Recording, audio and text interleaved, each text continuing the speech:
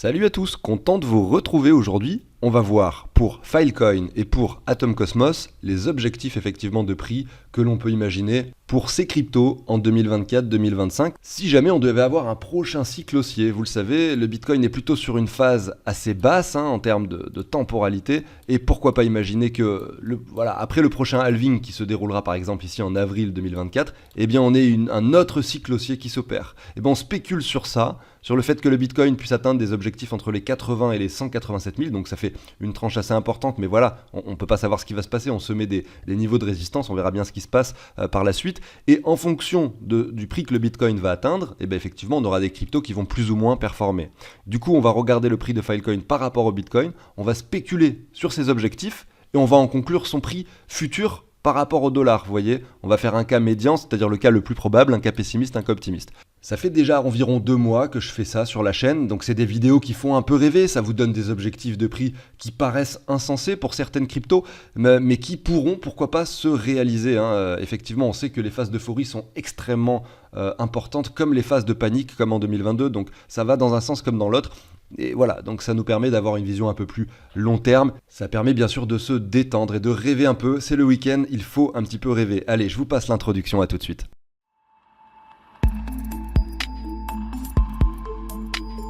Alors, on débute avec Filecoin. On voit qu'il y a 389 millions de tokens en circulation sur 1,9 milliard.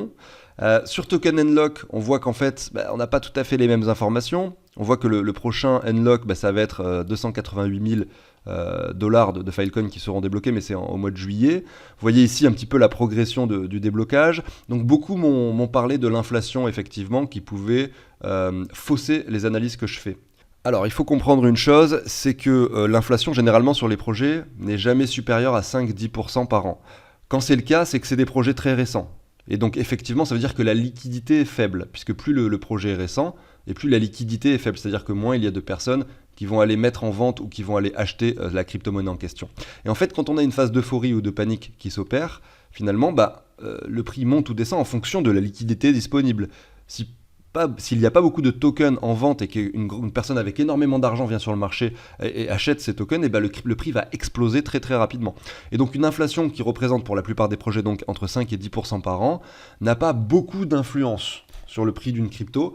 Ça en a, oui, certes, c'est vrai, mais regardez par exemple 2025, donc c'est dans 2 ans, admettons qu'il y ait 15% d'inflation, 20% d'inflation sur Filecoin, eh bien vous pourriez par exemple voir que là, si on revient sur le sommet, on a déjà 2800%. Donc finalement, 10%, c'est pas beaucoup par rapport à, vous voyez, à 2800%. Donc ça ne va pas changer grand-chose sur les analyses que l'on produit ici.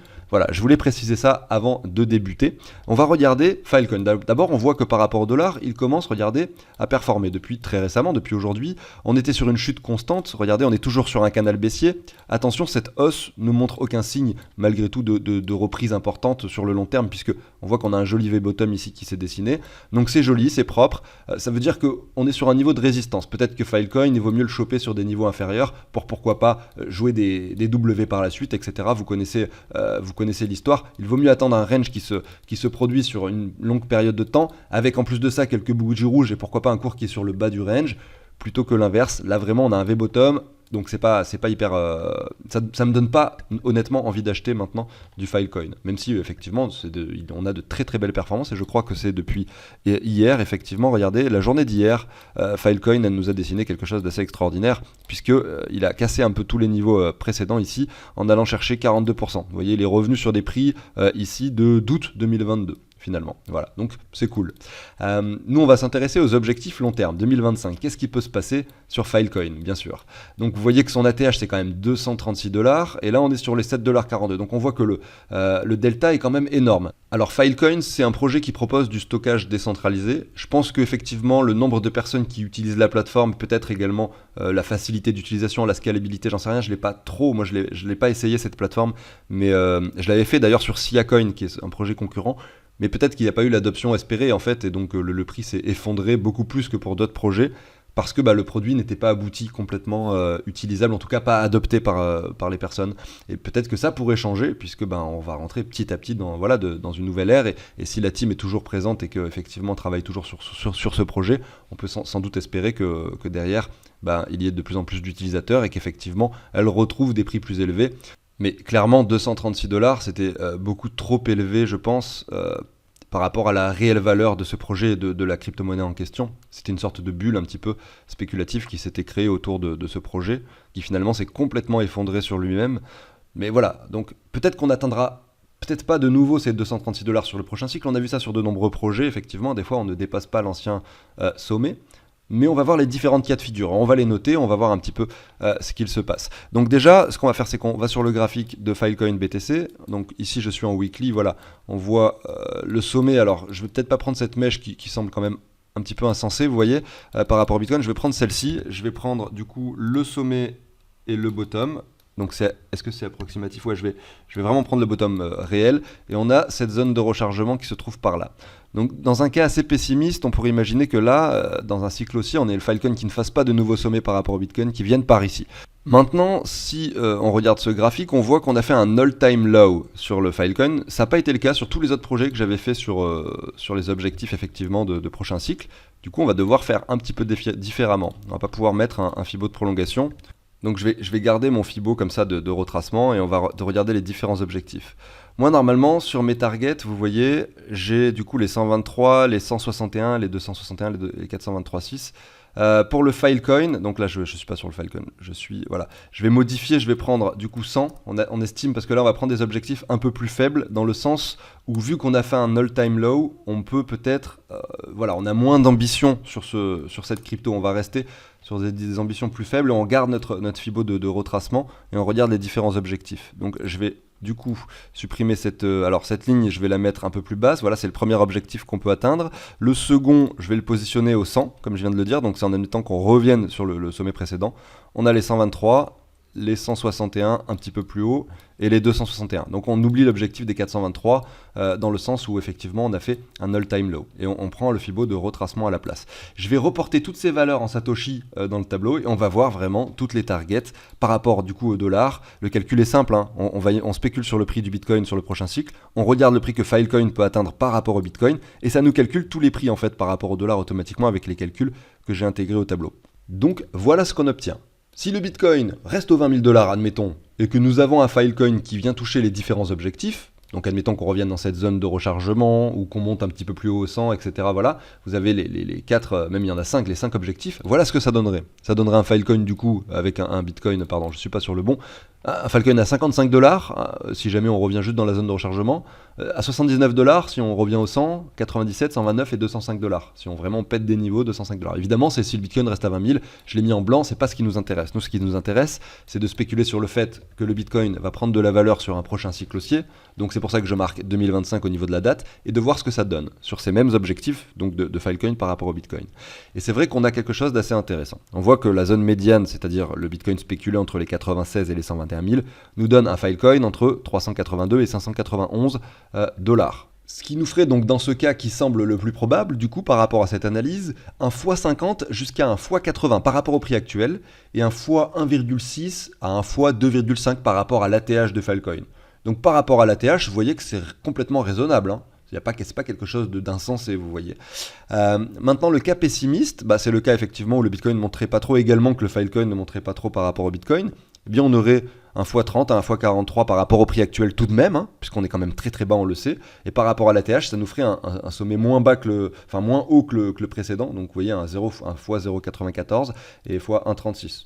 Donc ça également, ça reste un cas qui se trouve être tout à fait réalisable, bien sûr, si jamais le projet n'a pas l'engouement espéré, que peut-être d'autres projets passent devant en termes de concurrence. Pour l'instant, c'est un peu le leader dans le secteur, donc à voir. Et le cas optimiste, bien sûr, qui est également insensé, bien sûr, nous ferait un x163 à un x259 par rapport au cours actuel. On sait que c'est des choses qui peuvent se produire dans le secteur des cryptos. On l'a vu de nombreuses fois au précédent cycle, et encore au cycle précédent. Donc c'est des choses qui peuvent arriver. Et maintenant, pour savoir sur quelle crypto ça va se produire, ça c'est beaucoup plus difficile. Bien sûr, c'est pour ça qu'on diversifie, on essaye d'en avoir plusieurs pour essayer de jouer ça sur une petite partie de son portefeuille. Si on en a déjà une, effectivement, qui nous fait un x300, on est très très content, bien sûr. Et derrière, voilà, ça ferait un x5 à un x8 par rapport à la TH, déjà donc à la TH précédente 2021. Donc ça reste tout à fait raisonnable. Voilà, c'était pour Filecoin. On va enchaîner avec Atom Cosmos.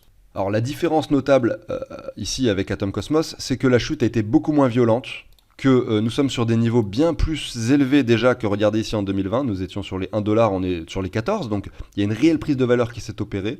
Notre V-bottom qui s'était dessiné ici a été retesté jusqu'au 61,8. Il ne manque plus vraiment qu'une cassure pour espérer une hausse sur Atom, même si bien sûr on peut latéraliser encore un moment.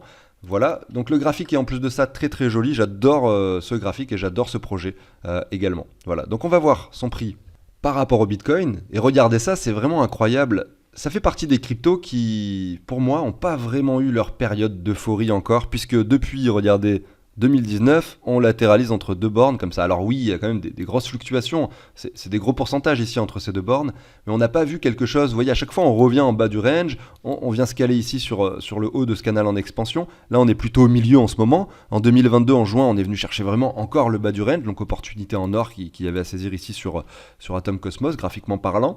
Donc là, c'est également comme Filecoin, c'est vraiment deux cryptos qui se démarquent du lot, en tout cas, par rapport à, quand on regarde leur graphique par rapport au Bitcoin. On va pouvoir se mettre un Fibo de prolongation tout de même. Finalement, on va refaire le même travail que l'on fait d'habitude, et on voit que cette zone de rechargement, finalement, a déjà été atteinte ici, en septembre 2022, vous voyez. Donc, je vais garder les objectifs, mais en fait, en réalité, contrairement à Filecoin où vous voyez, j'ai revu les objectifs un peu à la baisse, sur cette crypto, on pourrait les revoir au contraire à la hausse, ces objectifs. Parce qu'on voit qu'elle n'a pas eu encore d'euphorie, celle-là. Hein, et c'est vraiment très intéressant. Mais je ne vais pas forcément vous le faire, je vais garder les objectifs finalement que l'on prend d'habitude, tout simplement parce que comme ça, on aura quelque chose qui aura encore plus de chances de se réaliser en termes de prix, vous voyez. Donc c'est cool. Je vais prendre la zone de rechargement ici qui a déjà été atteinte récemment. Finalement, on va pas avoir des prix exorbitants du coup à ce moment-là. On va voir du coup, on va pas prendre les 100, on va prendre les 123 comme on fait d'habitude. On va prendre les 161,8. Les 261,8 qui se trouvent un petit peu plus haut, et en cas de réelle euphorie sur Atom Cosmos, les 423,6. Ça va être nos 5 objectifs pour Atom Cosmos. Donc je supprime les 100% de Fibo, et je vais les reporter sur le tableau, on va regarder le résultat directement. Alors on regarde le résultat, on voit que pour le cas médian, Filecoin pourrait faire jusqu'à x9 à x14, on va dire, par rapport au prix actuel, et un x3 à x5 par rapport à la TH. Tout simplement parce que je vous le dis, il n'a pas beaucoup performé finalement, et il n'a pas beaucoup retracé et pas beaucoup performé en fait. Il n'a pas eu d'euphorie comme on aurait pu l'imaginer. Donc pour l'instant, c'est pour ça qu'on obtient ces résultats. Le cas pessimiste nous montre un x5 à x7 finalement par rapport au prix actuel, et le cas optimiste nous montre un x34 à x53 par rapport au prix actuel. Voilà les résultats, je vous laisse les regarder. Si vous le souhaitez, vous pouvez mettre pause. En tout cas, effectivement, ces objectifs sont beaucoup moins importants que pour Filecoin, mais je le rappelle, j'ai fait l'analyse en vous montrant ici des objectifs qui selon moi sont assez pessimistes, puisque finalement la zone de rechargement de short a déjà été atteinte, vous le voyez ici, récemment en septembre 2022. Donc peut-être que cette crypto est prête à vraiment casser des sommets, et en fait peut-être que ces 423,6 ne sont pas si déconnants en réalité. C'est peut-être pas l'objectif optimiste, mais ça serait peut-être l'objectif médian, vous voyez. On pourrait, en fait, malheureusement, on n'a pas la possibilité de faire cette analyse mieux que ça, puisqu'on n'a pas les objectifs suivants au-dessus des 423,6 sur le Fibo. J'arrive sur la fin de l'émission, j'espère que ça vous a plu, je vous souhaite un excellent week-end, à lundi, ciao tout le monde.